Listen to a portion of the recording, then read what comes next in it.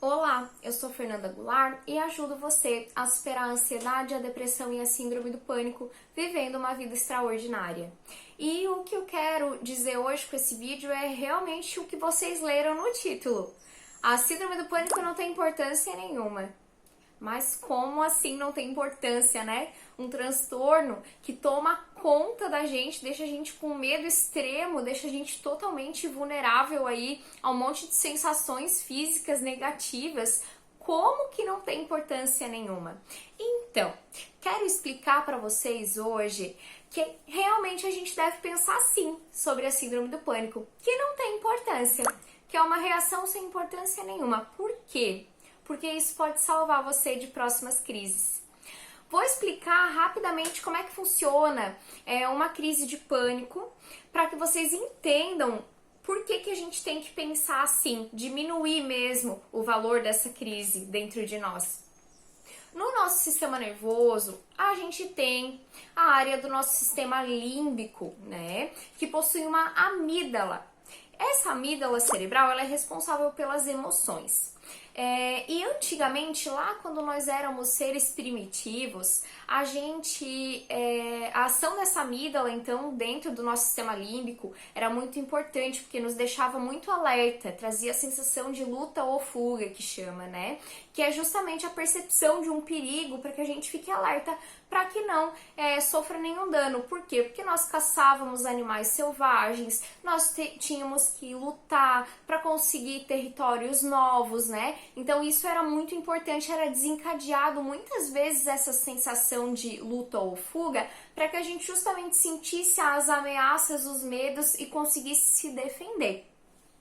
Porém, os tempos mudaram, né? Porém, às vezes, né, acontece que a gente tá lá sem motivo nenhum para ter medo.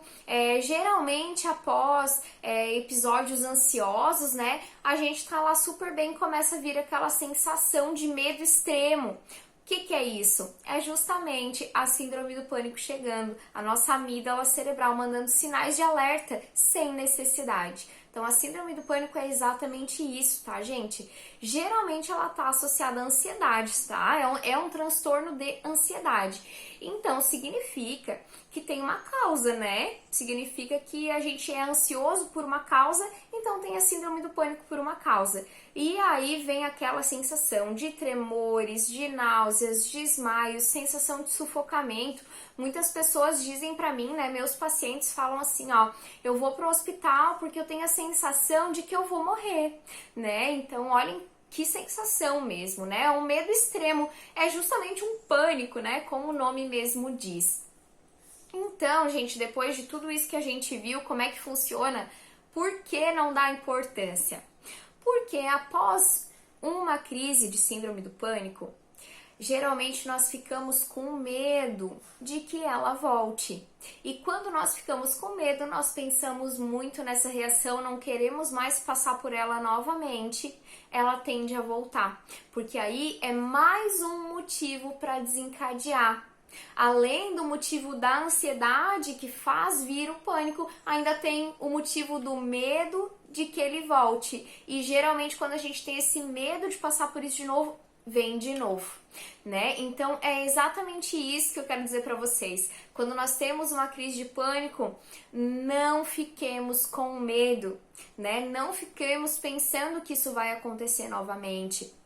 Vamos tentar pensar assim, ó, o que eu tô pensando ou pelo que eu tô passando que tá me deixando ansioso o bastante para me desencadear uma crise e descobrir a causa e tratar esta causa, cuidar dessa causa, né? Se é um problema resolvível, resolva. Se é um problema que não tem solução, não tem solução, resolvido está. Se é um problema que você tem dificuldade de resolver, busque ajuda, né? Mas trate a causa. Por quê? Porque se você não sabe a causa, vai ficar com aquele medo de que volte, e quando a gente tem o medo, volta aí a crise de pânico. Então não dê importância mesmo para a crise de pânico, né? Teve aquela sensação horrível, passou.